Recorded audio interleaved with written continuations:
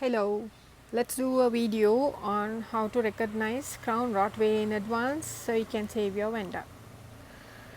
There are underlying issues which will lead to crown rot, but you can identify them if you know the signs as to what they are. This request came to me a long time ago from V's Secret Garden. V, I'm so sorry I delayed doing this video because I wanted all of my plants to be out of the woods before I do the video to confirm anything to anyone. So here goes. When she and I was talking about this crown rot issue, I was going through a crown rot situation with this Cornel Cilius. That's an Omar's pardon, and that's a Tavisusca hybrid. These two are totally out of crown rot. They were just on the verge of getting. This Omar's pardon almost got crown rot, and let me show you the first sign. When your Vanda is growing their new leaves and when they are about here and just popping up the plant, this is what I saw. Their edges darkened, and when I touched those edges, they were longer than this but blackened and mushy, right? Very, mushy to the touch. Same with this side. This leaf elongated after it came out of that situation, but this did not. But they threw out 3 new leaves, which for my luck, I know it's kind of out of the issue right now. But still I'm seeing dehydration signs. That's the second sign which you will know that your Vanda might be going through a crown rot. The third sign would be leaves, or the topmost leaf pair or the one below that, closing up from the top. You can see that at that corner edge the leaf is open, but it's closed up from here. I can't even open it, right? But here a new leaf is happening healthily, and this side does not have that much of closing other than this, right? So when you're hanging these from these wires also, they might get pressed together, right? That's another sign you have to watch for, that your Vanda is freely able to get air through to the crown to dry off whatever the rain dumped on it or we did, right? The fourth identification would be leaves doing this ribbon effect, or sometimes your Vanda, the top part might look like that you have kept a Neophanesia bean leaf plant on top of it, where the leaves have grown stacked to each other. That is called stacking. So if leaves stack together, that is a crown rot, right? The last and the very bad sign is when you touch, this part will come off very easily. That is the maiden leaf, which has not been growing. If it's in a crown rot, it will not be growing, and it will look like this for a long time. Same goes for the other structures like roots in your Vanda. Even the stem might get thinner. Okay. Luckily, the stem of this remained the same. That was another sign that I can easily get this out of any issue that it might be facing. It was definitely an issue where I overwatered them, put them in the rain, and the crown got wet way too many times, where the water was interlocked, and then bacteria and pathogens were grown. They will not only grow, but they will travel down the good tissues, eating them up, affecting all the other structures. Right? That is why we say crown rot spreads, unlike root rot. Root rot will take off some of these leaves, but if you isolate the roots, you can treat the root bulb separately. But crown rot, if you do not identify it way in advance, if you are too late, no point in waiting for something to turn around, because it's too late, right? If I can show you here, there is a new leaf happening here, right? So that is a good sign that this is coming out of it. 3 new leaves here, it's a good sign, and new leaf here, another good sign, right? That is from the top, and I am seeing new roots, new root tips in each specimen, and the roots which are newly growing grow straight without any mutations, right? Without any bumps or clumps or ugliness. Right. These are 2 more roots which are growing really well, and not only that, I am seeing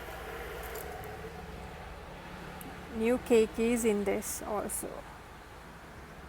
Okay, so that explains this yellowing leaf, which is fine. But like I've told you, if crown rot spreads,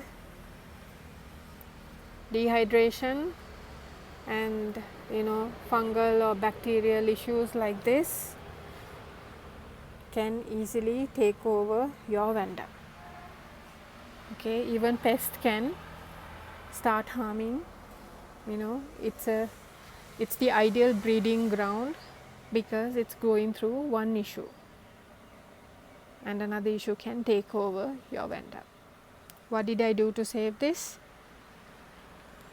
I quickly took them out of the sun that they were living under, because I was trying to get these to bloom once they acclimated to my surroundings, and I hung it.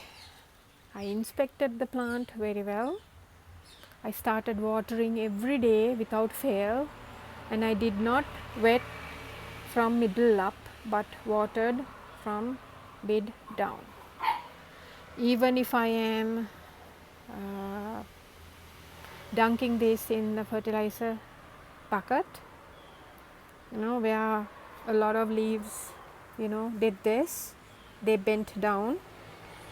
That is why I took off leaves from here also, but ended up dehydrating these. I should have left them, right? Here is where I'm telling you, do not take off any leaves, any roots, drying off or whatever, just leave it be. While you're watering every day, try to clean your plant up for better photosynthesis, right? Inside and out the leaves, be careful with the upper structures, because they are daintier than the lower structures. Do a thorough cleaning of these, but if you cannot get to a nook or a crevice, don't force it, right? Do not wound it, do not cut anything off, just a clean up.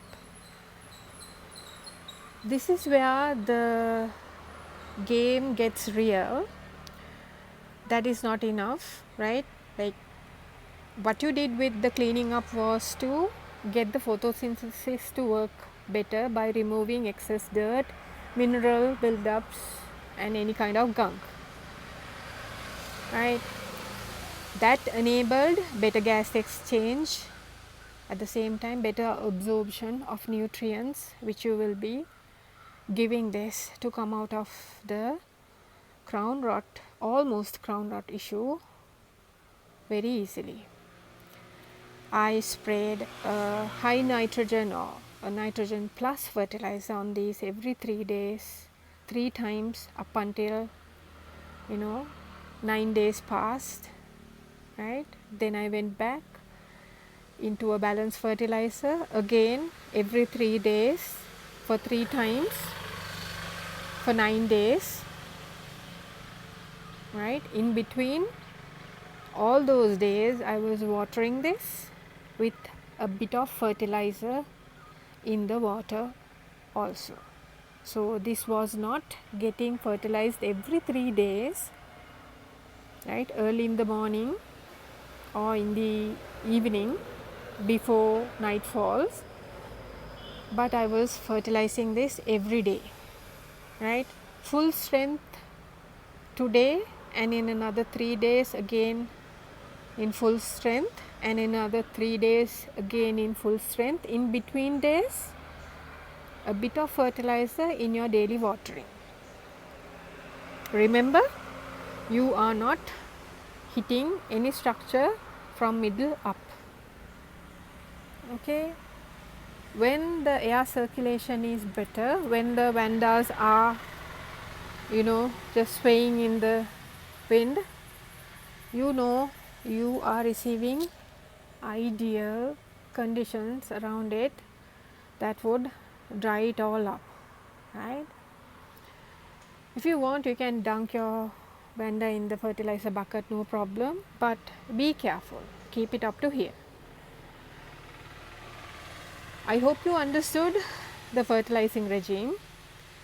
Once you do that, if you have to see within the first 9 days, you have to see signs of more greenery, maybe keikis will come out, maybe you will see a new root tip in an old root or a new root itself, or you will see a pair or more than a pair of leaves in your sick vanda. Then your vanda is out of danger by then, but still, since you need to keep this under observation, do not stop the fertilizing, right? If you spray high nitrogen or nitrogen plus for 3 days, spray the balanced fertilizer for another 3 days and come back to the nitrogen like that. Go on until, in my opinion, you see a set of leaves, okay, that is healthier up here, right? This same set like you see up here. Here I am weekly fertilizing every other day because I do not want over fertilization and added complications for your vanda, but that does not happen. Take my word for it, right? Daily fertilizer in the daily watering is not a problem now. It's a myth. Most of these new and upcoming nurseries, even people who have been growing vanda for so long, are advising right now. You can add a bit of fertilizer in every watering you do. Let's say it's a dry day today and I water it in the morning, and in the evening also I think of watering. Yes, there will be some fertilizer in that water. This is something that I've followed all throughout, but I was afraid to tell anyone. So until someone was brave enough to come and tell all of us that, I was skeptical to releasing that information, because what our brain has been trained for was to fertilize in full strength or half strength every 7 days or 5 days. That is not enough, especially when these are hybridized over and over again, and when they have been brought up in outside nurseries utilizing fertilizer, and after the first spike no one gives any big deal about this, because they identify which type this is, they categorize them and sell them or export them from Thailand, right? So when we are dealing with hybrids from Thailand, we have to stick to fertilizer. In addition to what I've told you now, you can go ahead and check my fertilizer playlist, which have been thoroughly put into tests and trials, trial and error by me, and I've made that playlist. It's an old playlist, but there is some great information in that which you can follow, which stood the test of time. Right? That's why I'm telling you guys, fertilizer is the key to coming out of root rot, stem rot, crown rot. Right? You can rehab your plant however you like, but you have to include the specific fertilizers when it comes to each scenario. Right? I have not come across a stem rot yet. If I have come across, I have just chucked that orchid out, but I have come across root rot because of crown rot, and crown rot is kind of new to me also. But whatever the information that I gave you right now is tried and tested, you don't have to worry about it. The developments or the recovery of your Vanda totally depends on how far your Vandas have gotten with the crown rot, right? If, like I told you, if you can pull out from here, nothing will grow out from here again. It's the keikis to your rescue. If you see new leaves, you are still not out of the woods. You have to still keep your plant under observation, water like I told you, fertilize like I told you, and maintain your plant like I told you, right? So if you take care of your plant properly, water properly, and fertilize properly, you can definitely come out of an early sign of crown rot.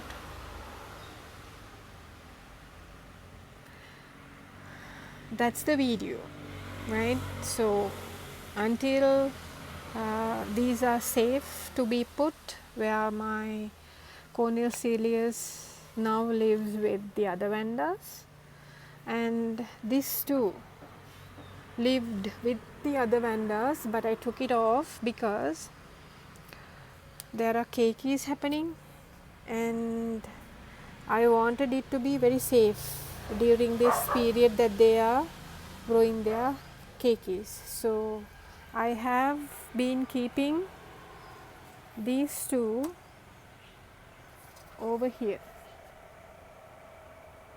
right? This is kind of like my Vanda hospital right now. These bamboos will be taken off because they are landing on my roof now. There are some Renanthera keikis over here. This is the ideal shady spot for them, so this is their forever home. But for Vandas, they live in my other balcony. You guys must have seen my shots where I definitely shown you where my Vandas live. So this is good to go with them, right? Because it's healthy now, totally healthy. It didn't go through a lot of trouble with the crown rot. It just got like this. It never went into a dehydration, but the bottom leaves were dehydrated, which there are still remnants. These might not come out of dehydration altogether when your plant is totally healthy again, but they will give you new leaves. So, do not worry about these dehydrated leaves if they are not turning back to a healthier state. That's about it, guys. So, I hope you understood, right? Let me round up real quickly. Take the plant into a shadier spot, water every day, clean it, fertilize with a nitrogen plus fertilizer every 3 days, once a day for 3 times along 9 days, then switch to a regular fertilizer. Do the same, spray it the same way, full strength every 3 days and weaker strength with every watering you give. That will save your Vanda. Thank you very much for watching. Bye bye.